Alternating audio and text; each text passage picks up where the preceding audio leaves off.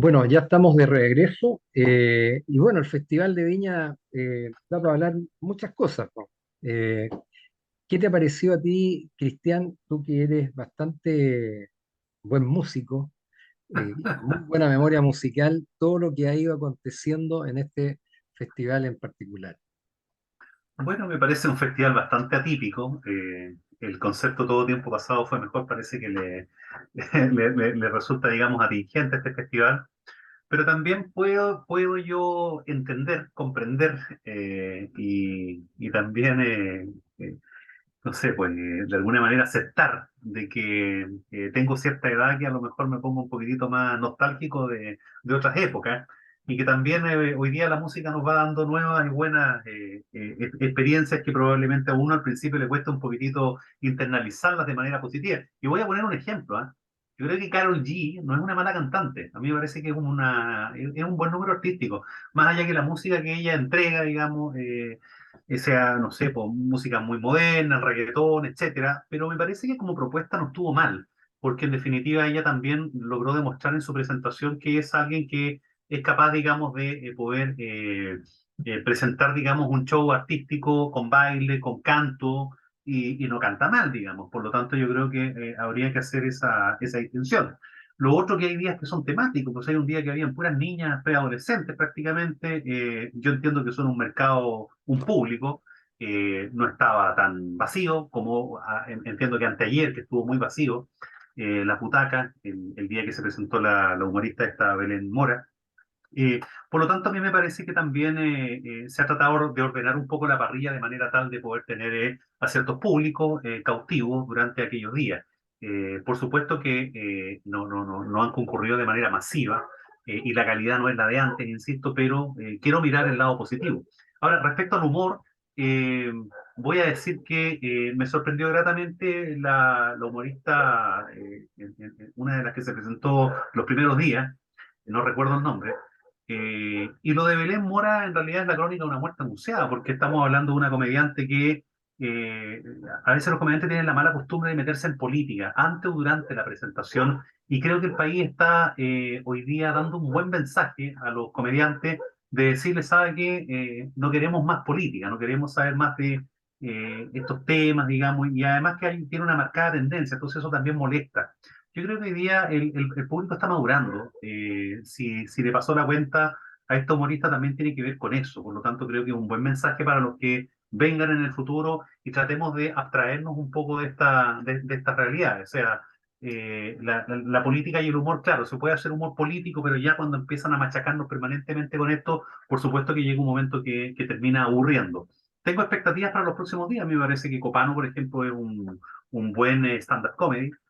Por lo tanto, creo que va a estar a la altura de las expectativas, así que bueno, es de esperar, digamos, que pueda entretenerse la gente. Yo tampoco soy tan de la idea de que no existe entretención, la gente necesita un poco también de pasarlo bien y es una fiesta tradicional para finalizar el verano. Pero por supuesto que se ha ido desvirtuando o degradando en lo que era antiguamente, pero insisto, quiero pensar de que tiene que ver también con los gustos y los nuevos tiempos.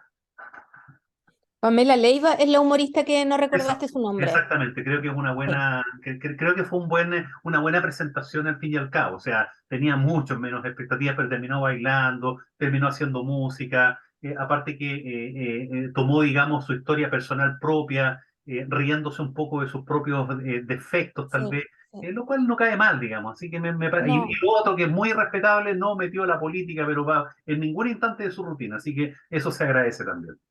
¿sabes que me recordaba un poco los primeros años de Coco Legrand, que siempre hablaba de la señora? ¿No se te acuerdas? Que siempre metía a la señora y le echaba talla a la señora.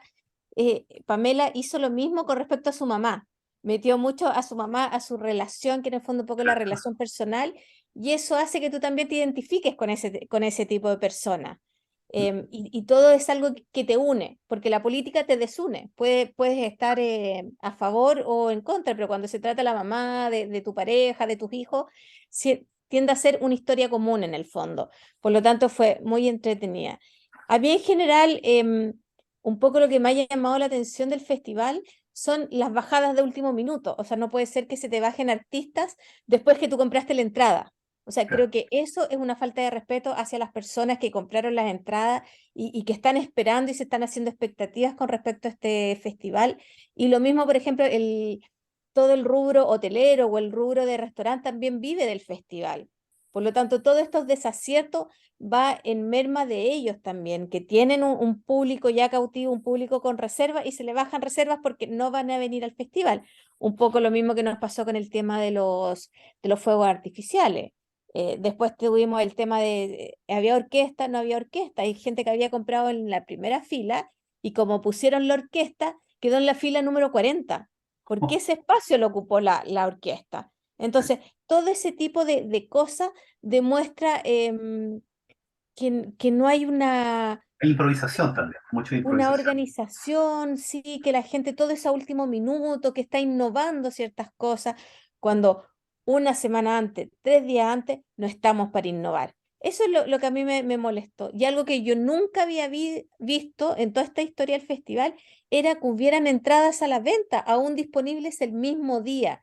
Y eso demuestra que la gente no está contenta con el festival de este año, fíjate tú. A pesar que hay días que sí salvaron, pero eso demuestra que está cambiando el festival. El festival ya no es lo que era antes, en el fondo. Y hay públicos que quedaron afuera. O sea, yo entiendo que hay que focalizar ciertos públicos, pero el público mayor creo que quedó afuera, fíjate tú. No Bueno, había pero ningún número para ellos. ahora con la presentación de Fito Páez, digamos, con un público cautivo, los Jaivas también, eh, también un público cautivo, mayores ya, ciertamente gente por sobre los 40, los 50 años. Pero no era para Y, ese horario, ponte. Los Jaiba, que es un pueblo y cautivo, un ese, pueblo y mayor, es, no es para ese horario. entonces que le iban a entregar un reconocimiento, fue muy criticado, eh, precisamente porque esperar las 3 de la mañana para eso, por deferencia a ellos y también a un público que es de más edad, un segmento etario especial, son, yo creo, desaciertos y bueno,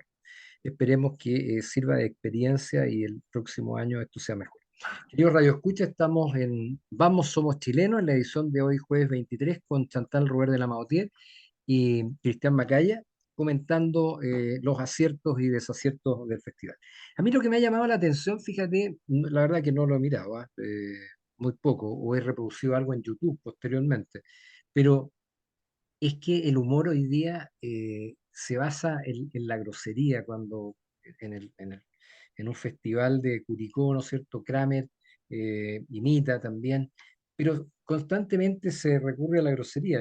Yo con un humorista que me río muchísimo siempre porque es divertido y además es un sociólogo y psicólogo, como es Bombo Fica. eh, Antes él no usaba un lenguaje tan vulgar, pero hoy día es común.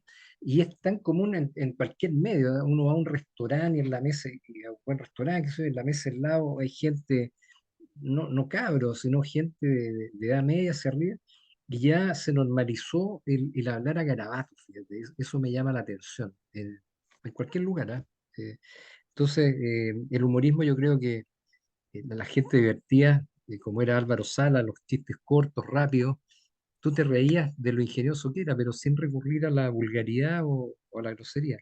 Ese es un tema que la verdad que eh, yo creo que es difícil cambiarlo, ya está arraigado en nuestra cultura. Así que eso es. Oye, Aparte que, perdón, déjame hacer un análisis de eso brevemente, Reinaldo. Aparte se demoró un poco en Chile, porque cuando uno, por ejemplo, observa el humor o la forma de hablar en España, por ejemplo, la verdad que es bastante relajado, distendido, utilizan coprolalias de manera permanente, no se observa si hay menores o no hay menores, ellos hablan de esa forma y ya está. Argentina lo propio, digamos, también hay algunas expresiones que son muy comunes, digamos, de los argentinos, que las vienen ya hace 20, 30 años utilizando. En Chile como que hubo una resistencia a aquello y se miró, digamos, el improperio como una cuestión más bien agresiva y el lenguaje como que se resistía a incorporarlo. Enhorabuena, a mí me parece muy bien que haya una resistencia de parte del lenguaje a incorporarlo porque la verdad que los hablantes son, digamos, los tipos de lenguaje son distintos dependiendo el momento, el espacio y frente a quien se esté. Entonces, lenguajes coloquiales, formales, supraformales, informales, etcétera. Entonces, hoy día la informalidad, a propósito de pasar en Cancillería el otro día que escuchábamos una conversación, cómo se tratan los temas internamente, lo cual me parece una ordinariedad absoluta, porque en el fondo se está dentro de un espacio que uno no debería utilizar ese tipo de lenguaje, pese a que reconozco que es normal, digamos, que es parte, digamos, de la regla general. Yo también en mi cargo participo de reuniones en forma privada con otras autoridades, y es más o menos la regla general que el garabato, el improperio, la coprolalia, no para insultarnos, sino que más bien para utilizarla como parte, digamos, de nuestro lenguaje normal, cotidiano, es parte, digamos, de aquello. Por lo tanto, yo creo que Chile, claro, se resistió, pero efectivamente esto era una ola que venía y que, insisto, no costó, digamos, que llegara, y obviamente que el humor no está exento a esto que estoy señalando. Así es, pero bueno. Oye, otro tema que quería tocar, yo sé que puede ser complejo para Chantal tratarlo, el tema de Punta Peuco, ¿no es cierto? Salió la noticia que se estaba programando el cierre, ¿no es cierto? Se anunciaba el cierre, rápidamente salieron ahí el Ministerio de Justicia a desmentir esto, pero es algo claro, o sea, cuando se desmiente normalmente es porque en alguna parte se filtró, se supo y quieren tapar el sol con el dedo. Pero detrás de esto, muchos radioescuchas seguramente, eh, todos los que están adentro dicen son violadores de derechos humanos, pero cuando alguien conoce realmente cómo han sido los procesos, personas que están ahí presas, condenadas a años que van mucho más allá de lo que vive un ser humano, que no han conversado, nunca han sido interrogados por el juez de la causa y han sido condenados porque algún testigo ha reconocido la voz o quiere recordar la voz después de 30 años, etcétera.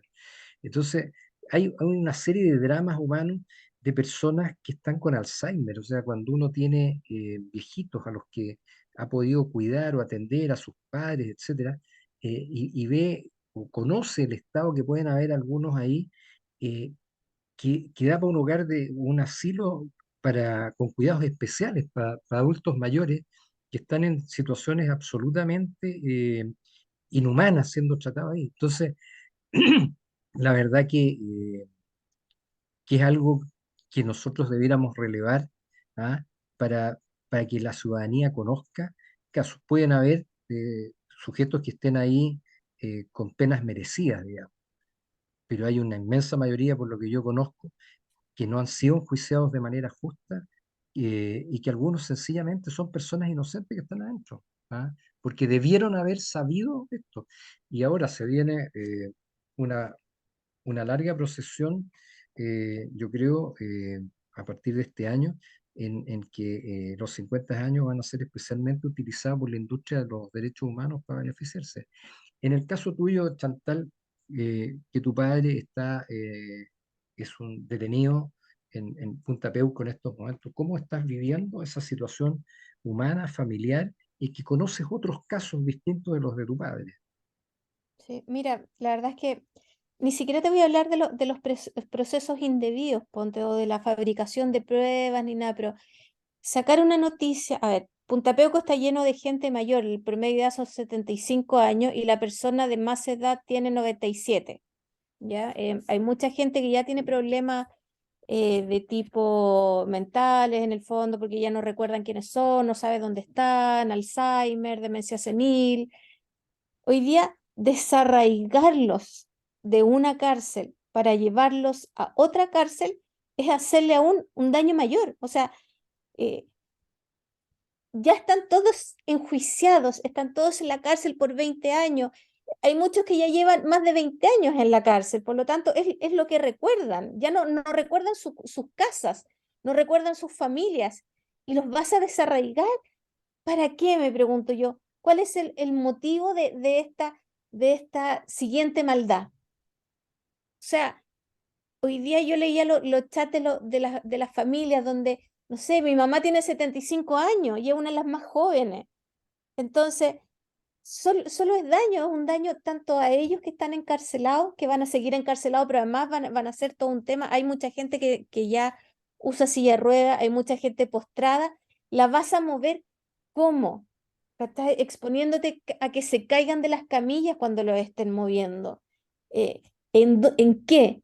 En un furgón de gendarmería donde tú tienes de estos asientos que son uno frente al otro, y papá más de alguna vez lo han llevado al hospital eh, con sus manos en el fondo engrilladas, pies engrillados, y se han caído en el furgón. Entonces, ¿los vas a mover ahora a todos ellos? ¿Para qué? ¿Cuál es la finalidad de esto? Y eso es lo que más nos molesta, que solo se busque más venganza, aunque no tenga ninguna lógica, no tiene pies y cabeza construir una nueva cárcel para moverlos. ¿Van a usar esta cárcel para algo al dejarla vacía? O sea, es cuál es solo el propósito? ¿cuál es el propósito, el fin último de esto? Hacernos daño, hacer daño a la familia que está toda inquieta, que están sufriendo ahora pensando en qué va a pasar en este traslado, en estas Bueno, personas que ya pero no saben ni siquiera dónde están. tienen que construir, la filtración fue que tienen que construir o tienen que terminar, entonces, Por eso no tiene no, propósito, no tiene eh, propósito de ser. Yo fui a ver a mi papá el sábado pasado y hacían 38 grados. O sea, eso fue lo que vivimos, que está ahí 38 grados. Entonces, hoy día no les interesa nada, es por hacer mal, porque no tiene propósito. O sea, este cambio de lado, supone que plata no hay. ¿De dónde vamos a sacar plata para construir una nueva cárcel? Están diciendo que las cárceles de Chile están totalmente colapsadas. ¿Por qué no le construyen una nueva cárcel a esas otras personas que lo requieren? Entonces, oye, esto es Chantal, un despropósito absoluto. Solo tiene cara de venganza, nada más. oye, Chantal, y también una pregunta para Cristian, me llamó la atención, hace unos días atrás salió una noticia que el coronel Lavé, ¿no es cierto?, que fue alcalde de Providencia, eh, finalmente hay una condena que va a cumplir en libertad, pero parte de la argumentación es debido a su avanzada edad de 75 años. Eso no sienta de alguna manera un precedente por otros juicios, porque hay personas que le han negado absolutamente el poder conmutarle la pena por arresto domiciliario u otro. Eh, ¿Qué es lo que pasa con eso? ¿Qué podría pasar? ¿Por qué a unos sí? Tal vez porque es una persona más protagónica, más conocida, una figura que militó con éxito en un partido y por muchos años fue un alcalde exitoso de una comuna importante de Santiago, pero que eso podría dar pie a que se revisen otras causas y poder mandar a esas personas de avanzada, de muy avanzada edad, de más de 85 años, que tienen problemas hasta para desplazarse por sí solos.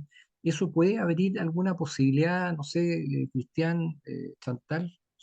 A ver, mira, yo tengo que decir que lamentablemente en estos procesos existe bastante discrecionalidad, ilegalidades e inconstitucionalidades que, bueno, se viene discutiendo hace mucho rato. O sea, lo de la B primero es una pena baja, son 3 años. La pregunta es si es posible aplicar la ley 18.216, digamos, de pena remitida en estos casos. El tema de la prescripción a mí me parece que es tremendamente discutible. Todas las acciones humanas deben en general prescribir y las excepciones son muy acotadas y particularmente en lo que respecta a la finalidad de la pena. Yo creo que ahí algo Chantal dijo. La pena tiene varios propósitos. ¿Ah? Claro, Kant decía que era puramente retributiva, pero obviamente hay otros propósitos que también son importantes al momento de poder determinar cuál es el objetivo de la pena penal. Entre ellos, obviamente, es la prevención de los delitos, en el caso de algunos que no vuelva a delinquirse en el futuro, la prevención general, etcétera. Por lo tanto, como hay distintas finalidades, dependiendo del tipo de delito o las características del autor, obviamente tampoco podemos nosotros pretender que todos los reclusos estén en un mismo penal, porque hay finalidades distintas. En consecuencia, las cárceles especiales se justifican porque las finalidades propiamente tal de aquellas personas que están condenadas son completamente diferentes. Se ha hablado mucho, por ejemplo, acerca del convenio 169 de la OIT a propósito de crear cárceles especiales para personas que tengan etnias de pueblos originarios. En consecuencia, con mayor razón, cuando hablamos de finalidades distintas. La finalidad de la pena en una persona que hoy día tiene 96 años, que está incluso ausente, porque también ahí hay otra discusión que es muy importante. La pena penal debe la persona entender de que está cumpliendo una condena, pero cuando esa persona ya no comprende en lo que está o por qué está en ese lugar, la verdad que se hace absolutamente injustificada. De hecho, recuerden ustedes que ha habido casos muy importantes en Chile, a propósito del juicio de Pinochet, donde la razón por la cual no se le enjuicia es porque hay una obligatoriedad, digamos, dentro del derecho penal, que es estar presente en el juicio. Y cuando hablamos de estar presente en el juicio, no solamente hablamos de presencia física, sino que también hablamos de la presencia mental, la presencia psicológica, es decir, una persona que está enajenada mentalmente o que no puede percibir con su sentido lo que está sucediendo en ese juicio, obviamente que no es un sujeto pasivo del proceso penal. En consecuencia, esa persona no puede, digamos, ser parte de un proceso penal. Y lo mismo pasa con el condenado. Si una persona después adquiere esta calidad de no poder comprender la pena propiamente tal, obviamente que se torna absolutamente inconducente, y lo que tiene que suceder definitivamente es que esas personas tienen que volver a sus casas. Entonces, ahí hay mucho, digamos, insisto, de discrecionalidad, mucho de venganza también, como dice Chantal, y mucho también de miedo a la opinión pública, porque en definitiva aquí hay mucho de aquello, pero la posibilidad de cerrar estas cárceles, a mí me parece que esto es una bola que alguien se negó. O sea, es imposible que estas cárceles se cierren porque tienen determinados tipos de reclusos que no pueden juntarse con otra población penal distinta. Bueno, me imagino que el expresidente Eduardo Frei tendrá algo que decir, porque él fue el que creó y dispuso esta cárcel, digamos. Así que bueno, oye, queridos amigos, estamos ya acercándonos al final de nuestro programa. Han quedado otras cosas por revisar, pero el tema de los incendios veo que va a dar mucho que hablar. Es un combate que no va a terminar probablemente ni en 2 ni en 3 semanas. Y lo que viene por delante de reforestación, de reconstrucción, de restituirles vivienda a esas personas, la cantidad de escuelas que se quemaron, etcétera, tiene un impacto tremendo. O sea, yo creo que el impacto es tan o más grave que el terremoto del año 2010, digamos. Las consecuencias van a perdurar por muchísimo tiempo más. Áreas productivas que se perdieron completamente. Eh, y como ocurre todo esto en el mundo rural, ¿no es cierto? Algunas ciudades o pequeños poblados fueron arrasados, pero en general esto ocurrió en el mundo rural, de tal manera que en unos pocos días más esto puede ser a veces completamente olvidado. Así que ese es un tema que yo creo que vamos a tener que ir revisando para la próxima edición. Y bueno, decirle a nuestros radioescuchas que ya vamos a regresar a los viernes, probablemente en 2 semanas más o la próxima semana vamos a regresar a nuestro horario habitual de los viernes. Así que yo me aprovecho de despedir. Un gusto verlos y, y bueno, y que tengan un buen fin de semana. Ojalá que con un festival de viña que termine mejor parado, ¿no es cierto?, con los artistas que están todavía por venir. Así que un gusto verlo, de saludarlo y le dejo el micrófono para que se despidan. Igualmente, que tengan un buen fin de semana y nos vemos la próxima. Sí, pásenlo muy bien, disfruten lo que queda, ya nada, obviamente, de verano. Bueno, el verano se termina el 21 de marzo, ¿cierto? Pero lo entendemos como que ya finalizando febrero y volver a nuestras actividades normales es una forma también de finalizar el verano. Pásenlo muy bien y nos escuchamos la próxima semana. Gracias. ¿Ok? Y a los escolares que vayan preparando sus mochilas, sus uniformes, y los aprovecho de invitar este fin de semana a la celebración de la Virgen de las 40 horas. Es el tercer santuario más importante de la región, después de Los Vázquez y de Santa Teresita de los Andes. Y bueno, y es tradicional una feria importante de útiles escolares, de uniformes, y por eso concurre mucha gente además porque aprovecha de comprar los útiles para el inicio del año escolar. Así que cordialmente invitado a Limache a la festividad de nuestra patrona, la Virgen de las 40 horas. Hasta pronto.